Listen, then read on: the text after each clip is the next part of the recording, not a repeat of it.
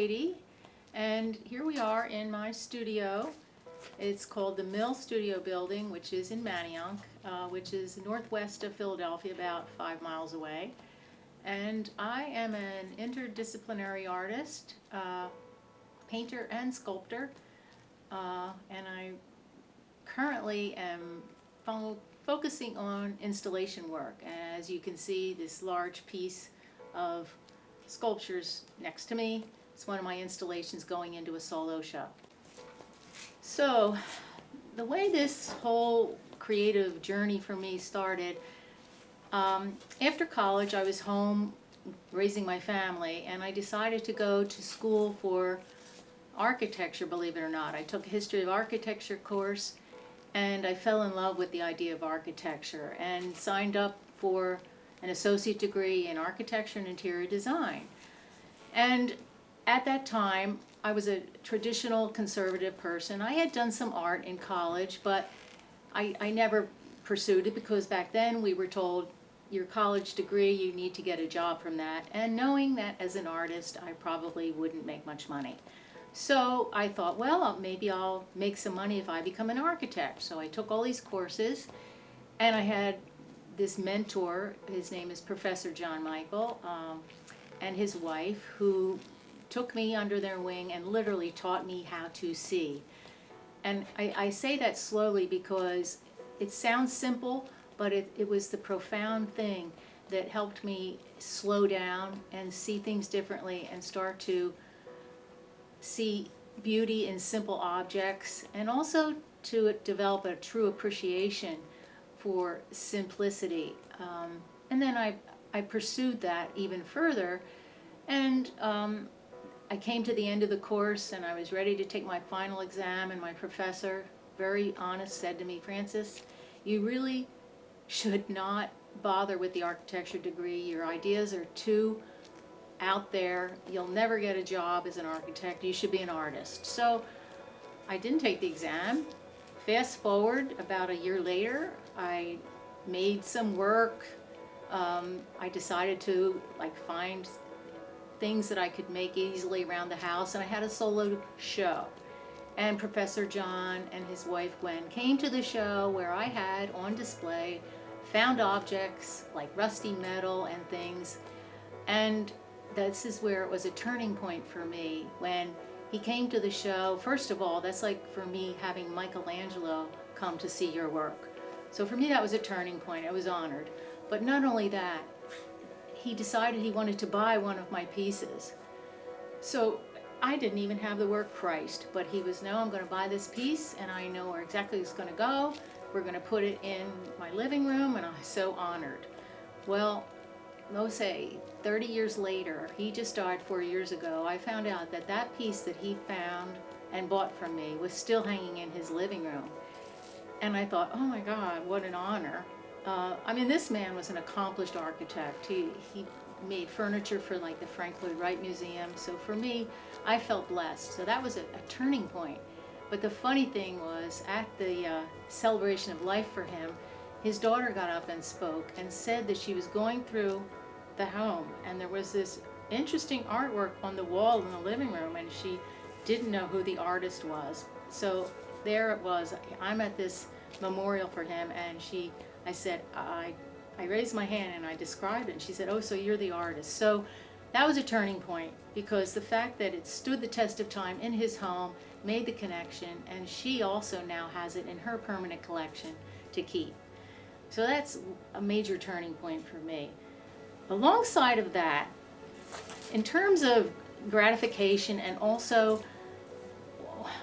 why did I start to make what I make? All this stuff with metal and things. I used to work in the building trades, so I always was around wood and screening and all kinds of commercial supplies. So to me, those are like old friends. If you were around that all the time, but because I had that training from them to look at things differently, I was always looking at netting and PVC pipe and plumbing parts and trying to see how they could have a new life. So looking to give a new life to odd materials. So another thing that was very meaningful for me was having a studio and finally saying, now I have a studio, okay, and I'm going to paint in this studio, and it's a hot summer day, I'm on the 3rd floor of my studio in a warehouse building, and it's literally too hot for me to paint. And now I'm thinking, what am I going to do? There's no air conditioning, what am I going to do? And I had gathered some junk metal and some screening, and so from that experience, not being able to paint, it forced me to work with the other materials, this junk metal, and to really focus on it. And so that's why I started working with screening.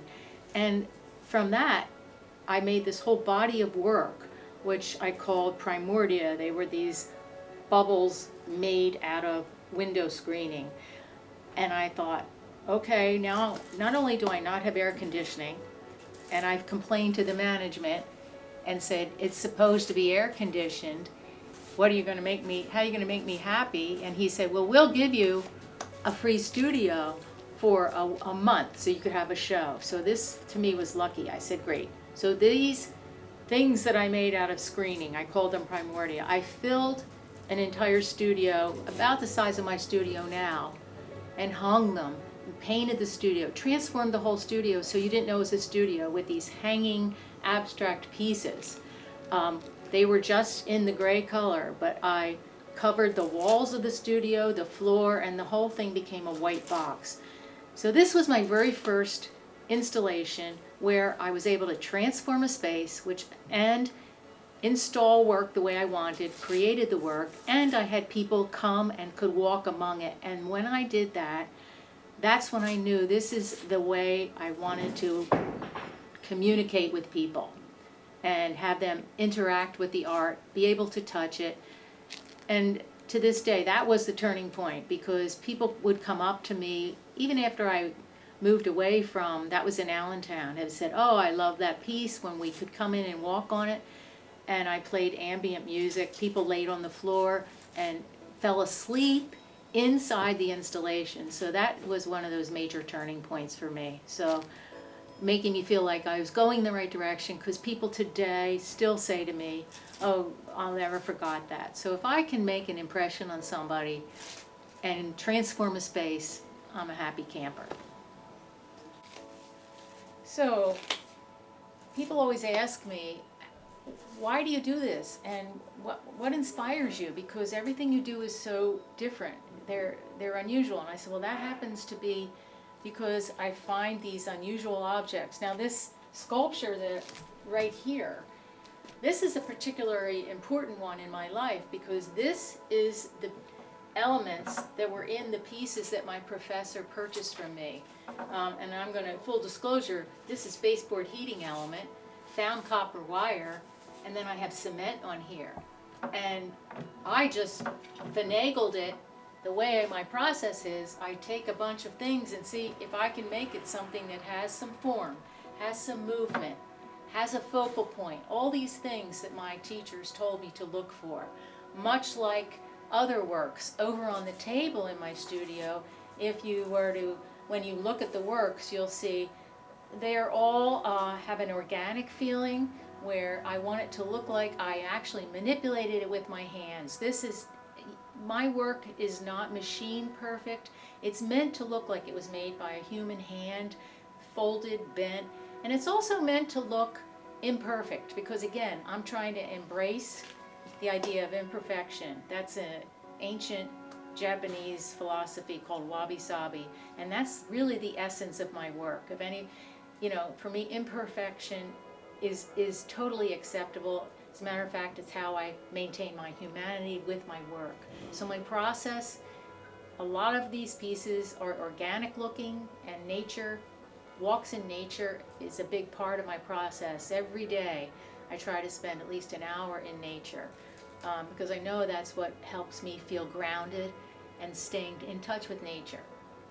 And that's pretty much my process. But in terms of the materials I use, they're all from Home Depot, they're found from the curb, they're found all kinds of places, even out of the dumpster. I just created work in Japan using cardboard netting that I found in the dumpster, and I toted that work to Japan on a residency and challenged myself to make that imperfect cardboard netting really look like something and have a form, and also to get the Japanese to understand my point of view. And that's the whole idea, and to create that wow factor, using as many odd materials and giving them a new life and a new form. In terms of what am I trying to, what's my purpose in making these pieces that look so organic and imperfect? And I know that when people look at something, my goal is to create a dialogue with the piece, much like this silver piece behind me. I know that when someone would go up to it, hopefully it'll give them a time to pause and reflect, and for them to have the opportunity to have a personal one-on-one connection with something that they look at. And it's not that I'm telling them that something shiny is important. It's more getting them to go inside their brain to a location where they normally would not go, and forcing them to think differently, because I had to think differently to create this. So every piece is meant to have some kind of dialogue where the viewer is saying, it raises questions in the viewer, so maybe they will introspectively think about themselves. What is she trying to say here? And if they don't come away with anything, that's okay. But getting someone to actually think about it introspectively is why I try to have a dialogue going on. And I want them to understand how simple materials can act for me. The materials should pique their curiosity, because I'm curious to see what the material is going to do, and I'm hoping the viewer feels that same curiosity to explore what they're looking at. And it's really just something I'm putting out there for them to take. That's what's intended. Like I just said to you, egg cartons to me have this feeling of snowmen. I don't understand what that's about. But then I go, well, look, I make these beings or these elements. So it's this humanity thing. It's our human connection. I'm trying to keep the human connection happening by creating work that people connect with each other. So Francis, I want to thank you for your time. It was very informative and most appreciated.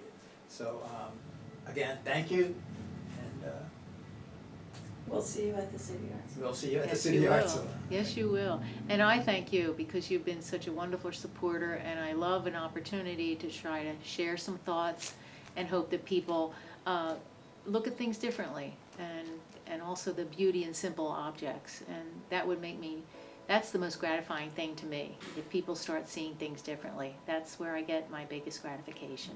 Thank you, Kenny.